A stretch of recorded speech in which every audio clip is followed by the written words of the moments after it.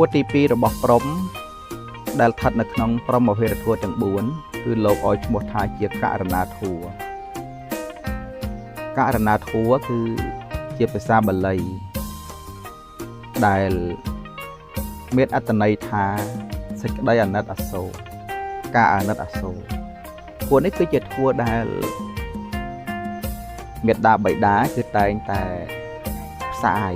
តែងតែមានទៅលើកូនដូច្នេះសួរថាតើករណាធัวដែលជាធัวទី2នេះ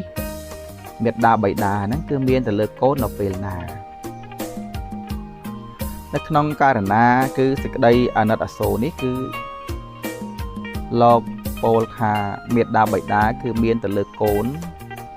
នៅក្នុងពេលដែលកូនចាប់ផ្ដើមសម្រាលចាក់គួរពេលដែលកូនសម្រាលចាក់គួរធម្មតាគឺសត្វដែលនៅក្នុងផ្ទៃពុំដែលប៉ះពាល់ដោយអាកាសធាតុខាងក្រៅនៅក្នុងផ្ទៃគឺមានធាតុកម្ដៅដោយភ្លើងធាតុរបស់មេត្តាដែលនៅក្នុងផ្ទៃនោះពេលណាដែលសម្រាលចាក់គួរផុតអំពីផ្ទៃរបស់មេត្តាមកដល់ខាងក្រៅដែលប៉ះជាមួយនឹងអាកាសធាតុផ្សេងមានខ្យល់មានត្រជាក់ឬក៏មានកម្ដៅថ្ងៃធម្មតាកន្លែងនោះឯងដែលលោកឲ្យឈ្មោះថាជាជាតិទុក្ខគឺលោកមានន័យថាទុក្ខព្រោះការកើតជាតិទុក្ខណាទុក្ខព្រោះការកើតហើយគ្រប់សត្វលោកទាំងអស់នៅពេលដែលសម្រាលចេញចាក់គឺមកគឺអត់មានសត្វលោកណាសើចសប្បាយក្អាកក្អាយទេមានតែព្រះពោធិសត្វនៃយើងតែប៉ុណ្ណោះចំពោះមនុស្សយើងគ្រប់រូបកាលណាតែប្រសូតចេញចាក់គួរហើយមកប៉ះពាល់នៅអាកាសធាតុនៅខាងក្រៅជាធម្មតាគឺតែងតែស្រែកយំយ៉ាងខ្លាំងត្រង់កន្លែងនឹងឯងដែលព្រះអង្គសម្ដែងថាជាជាតិទុក្ខទុក្ខព្រោះការកើតត្រង់កន្លែងនោះដែលឲ្យឈ្មោះថាមេត្តាបិតាគឺមាននៅករណាធัวទី2គឺសេចក្តីអាណិតអាសូរហ្នឹងហើយអាណិតអាសូរទៅលើកូនដែលកំពុងតែស្រែកយំយ៉ាងខ្លាំងហ្នឹងហើយអាណិតអាសូរទៅលើកូនពាក្យថាមានតែព្រះពោធិសត្វនៃយើងដែលមិនបានស្រែកយំដូចជាសត្វដទៃនៅក្នុង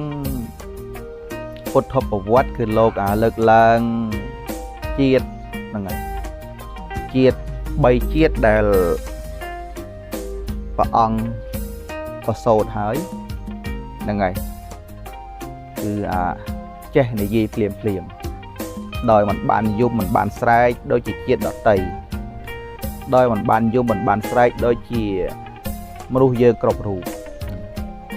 គឺមានជាតិដែលព្រះអង្គកាលនៅជាព្រះមហោសថមួយជាតិហើយជាតិដែលព្រះអង្គនៅជាព្រះវេស្សន្តរមួយជាតិហើយនឹងជាតិដែលព្រះអង្គនឹងបានត្រាស់មួយជាតិព្រោះកាលដែលព្រះអង្គនៅជាព្រះមហោសថបិតាដែលប្រឈួននៅបសិស័កហ្នឹងគឺអស់7ឆ្នាំទៅហើយប៉ុន្តែពុំមានពេទ្យមកឯណានឹងដាក់ថ្នាំដាក់ដង្កូវបា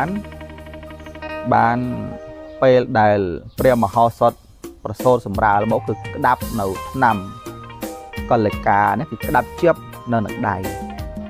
ហើយគ្រាន់តែសម្រាលចេញចាក់គួរ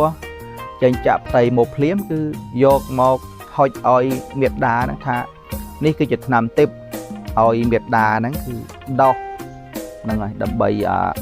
ឲ្យបិតាពិសាឲ្យបិតាសោយដើម្បីឲ្យជាសះស្បើយជំងឺរោគាដូច្នេះបានន័យថានៅក្នុងជាតិរបស់ព្រះមហោសថនោះគឺមិនមែនប្រសូតមកឲ្យស្រែកយំហ្នឹងហើយដោយលំបាកវេទនាទុក្ខវេទនាទុក្ខព្រោះការកើតដូចជាសត្វលោកយើងទូទៅទេ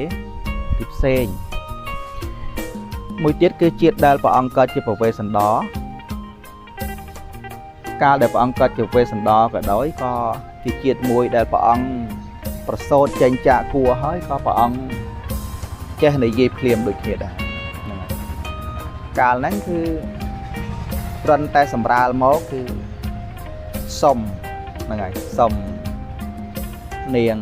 សបារសបតីទេវីដែលជាព្រះមេដាហ្នឹងព្រះមេដាគឺកូនចង់ធ្វើទានកូនចង់ធ្វើទានណាស់កូនចង់ធ្វើទានណាស់ហ្នឹងគឺគ្រាន់តែសម្រាលចេញចាកគួរមកហ្នឹងគឺពោលពាក្យទៅកាន់មេដាបៃតាហ្នឹងថាកូនចង់ធ្វើទានណាស់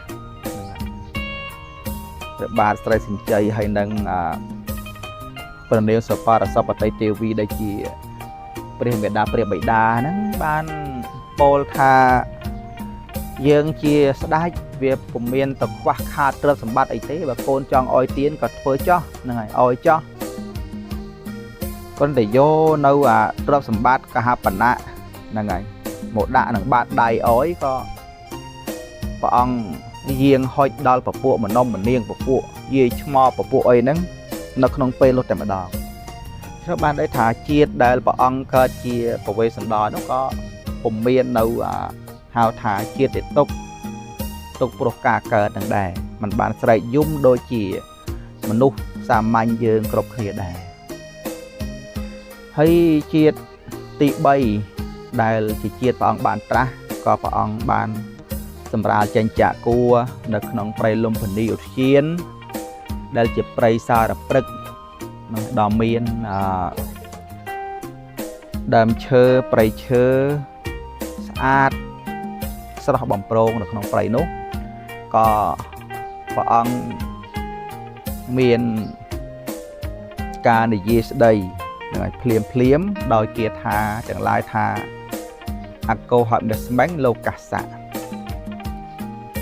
ហើយមកពាក្យទៀតហ្នឹងគឺសេថោហមិស្មិញលោកាសៈហើយមកពាក្យទៀតគឺជាធម៌មិស្មិញលោកាសៈហ្នឹងគឺព្រះអង្គបានពោលពាក្យដែលមានន័យសេចក្តីថាជាតិនេះគឺជាជាតិចុងក្រោយហ្នឹងហើយអាត្មាអញហ្នឹងហើយជាចម្បងជាគេលើលោកអាត្មាអញគឺប្រសើរជាងគេនៅលើលោកជាច្បងជាងគេនៅលើលោកហ្នឹងហើយក៏ជាជាតិចុងក្រោយបំផុតរបស់អាត្មាអញហ្នឹងគឺការ